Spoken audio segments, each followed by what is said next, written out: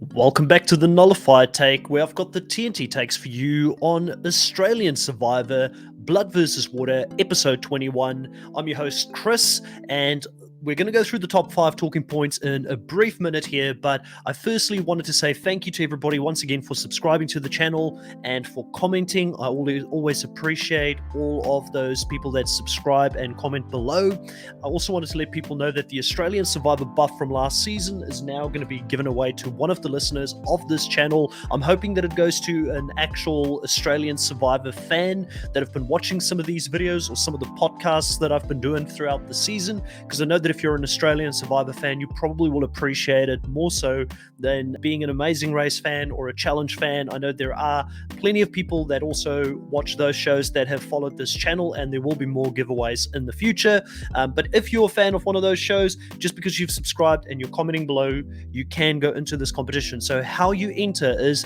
leave a comment below on any of the videos that I will be bringing out over the next week. Let me know what you thought of the video and my thoughts, and put a like on it, and make sure to subscribe. This will only go to someone that I can see publicly has subscribed to my channel, because I want to support people who actually subscribe to this channel. So be sure to subscribe below.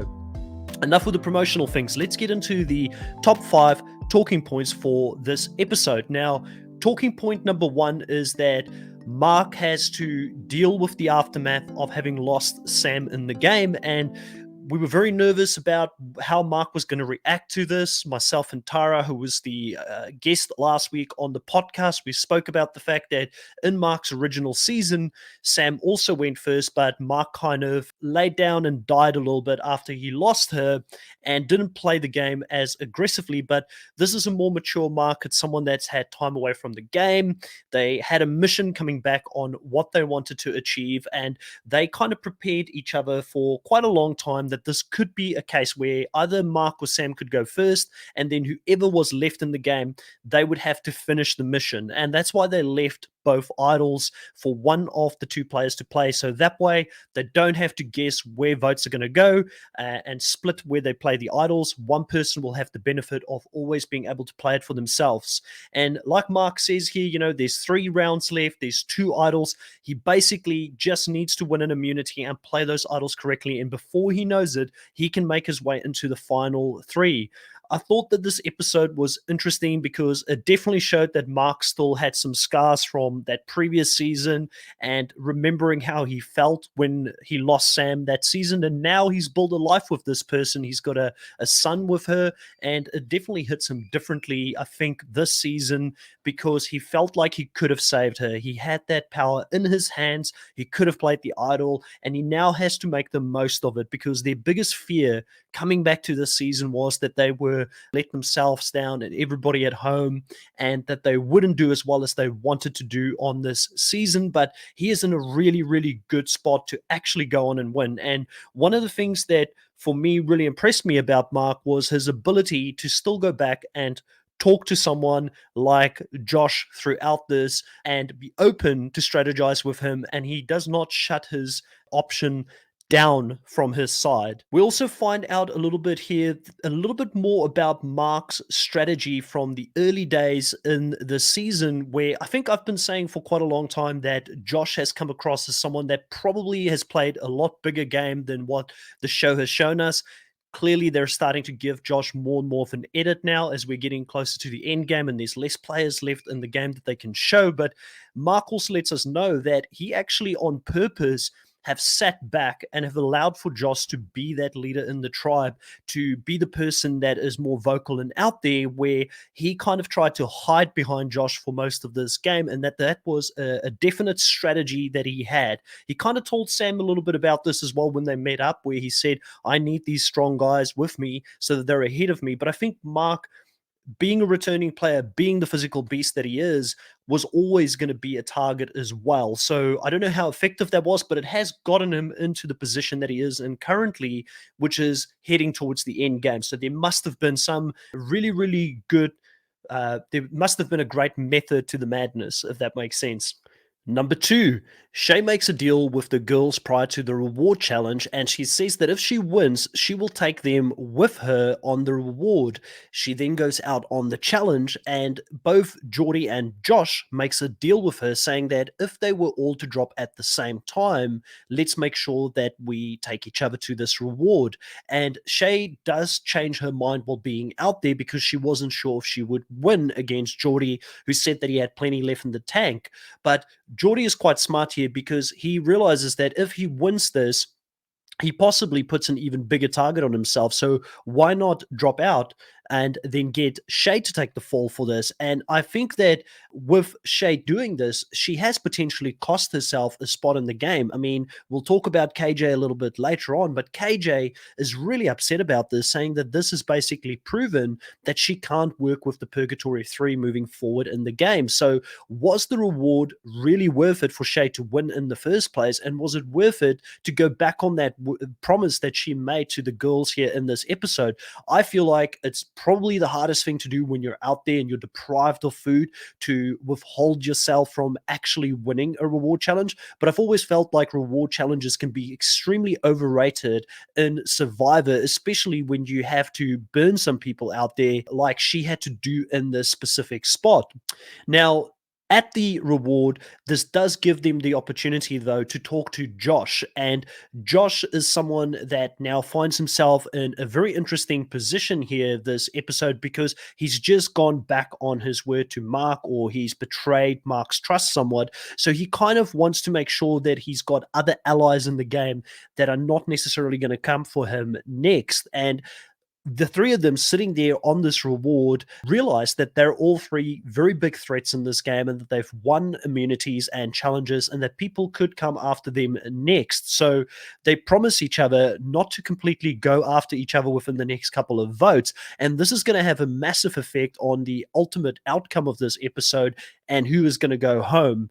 I think that Geordie probably did the most work here to get Josh across, and it saves Geordie in this specific spot from going home earlier, and he outplays Juicy Dave before Juicy Dave can play him out of the game at this specific spot. Overall, I felt like this was Geordie's reward and not Shay's reward. So therefore, I think that Shay made a really big mistake going back on her word and winning this specific challenge. So takeaway number three, Josh proved once again that he is a threat when it comes to immunities, and winning his second immunity for this season. And once again, it is an immunity challenge that has a couple of different aspects to it, where you have to go through an obstacle course, you have to get to the end and do a puzzle. So he once again proves that he's not only good in the physical stuff, but mentally Josh is really strong. So one of the things that are standing out for me so far in this season is that there has been no real clear runaway person when it comes to challenges. You've had Geordie win 2 immunities, you've had Josh win 2,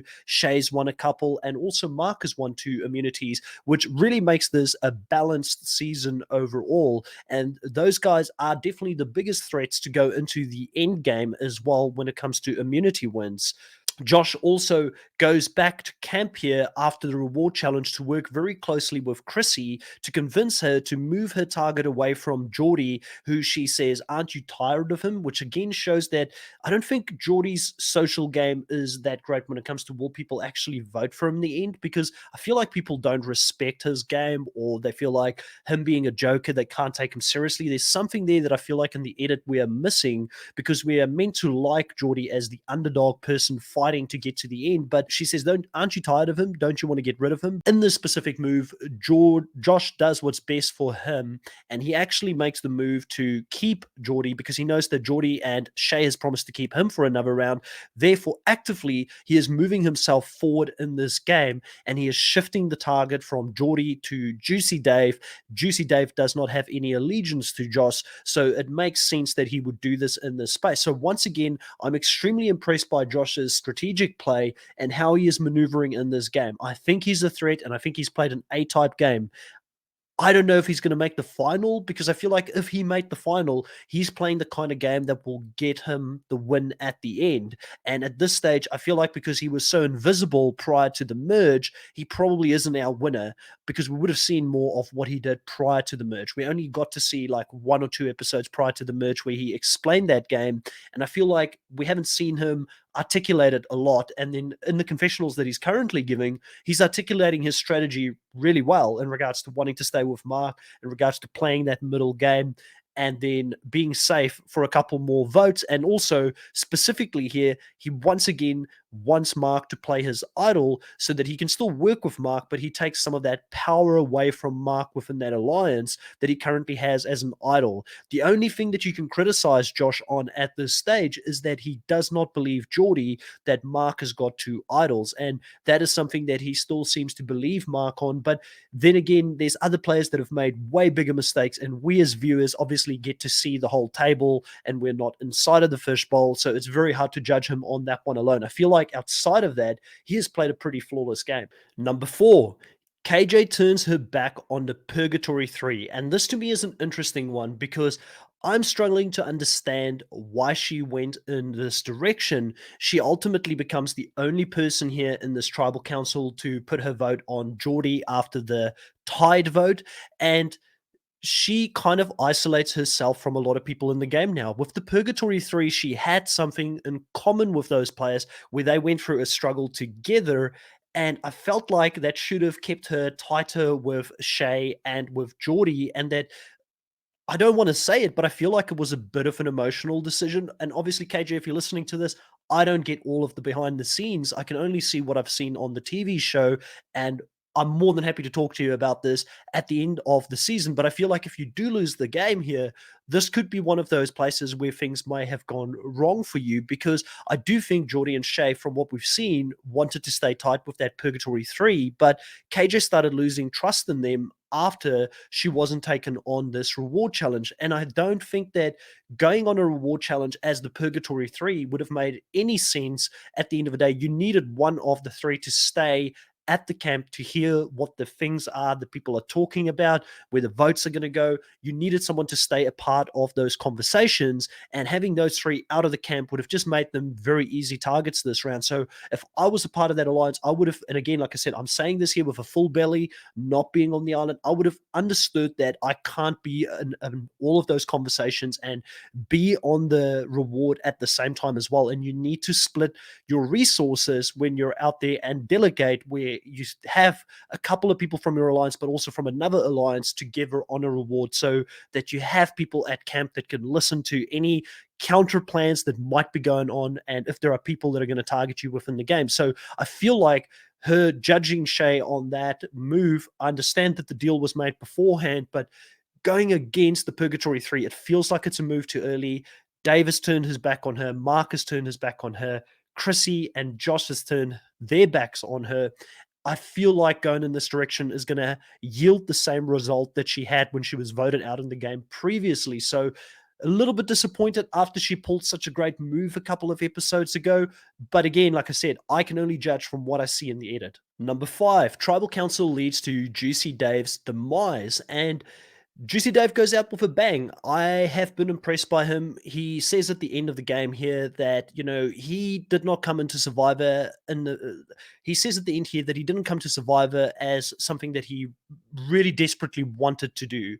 This was never his dream. This was something where Brianna wanted to do it, and when she left quite early, he wanted to do it for her. He wanted to go all the way to the end and win it so that he could make her proud about the fact that they went and that the show, and you could see he's quite emotional about it at the end.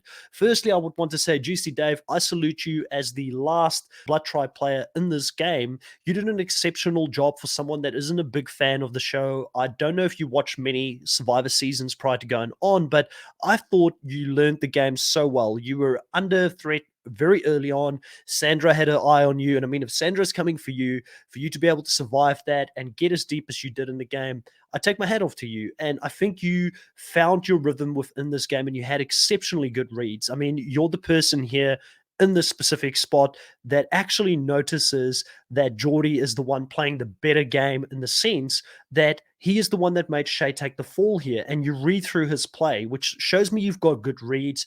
You knew that you needed to split up both Sam and Mark as a power couple. And even though Mark comes for you after that, I do feel like that was the right move, and you opened the game somewhat up. No one else was willing to take that shot. So overall, I've been impressed. Your edit has had you going missing at times, but I feel like you definitely played a good game. Now, were you a bigger threat than Geordie in the game? I think that based on what the editor's shown us, you probably weren't. And it's interesting to see that Geordie was able to outplay you here by making this alliance with Josh to keep them together and safe in this game. And by you going home in this round, I feel like this more so benefits probably Josh's game than it does Mark's game. So I'm very interested that Mark also went in this direction. No player is perfect, obviously, at the end of the day. Even those that win have to have some things go their way. And if Mark does get there in the end, he does win this game, then this would have been one of those things where I'm very interested to find out why Juicy Dave was the bigger target compared to like a Geordie, because Geordie has got alliance members in the game and he can work with them and he has shown that he can rally people together, where I feel like Juicy Dave, like Mark said, is in the middle and he's kind of like a swing vote, but you can kind of persuade a swing vote to come your way easier than someone that is part of something a bit more tight, and also someone that can actually win immunities and take your opportunity for safety away from you. And I also think that Geordie's type of game, the underdog game, coming back from Purgatory, breaking up that power alliance, making it somehow to the end, is a game that is going to get respected when he gets there, because people would say, look at how he fought his way back, kind of like Haley did in the previous season. And he would get a lot of respect at the end game for that. So I was very surprised to see Juicy go here. I think Juicy is someone that has proven that if he was to be given another shot at the game of Survivor, he could be a definitely good player, and probably one of the players I wouldn't mind seeing play this game again. That's my top 5 talking points for this episode. As always, thank you for listening and catch you next time. Bye.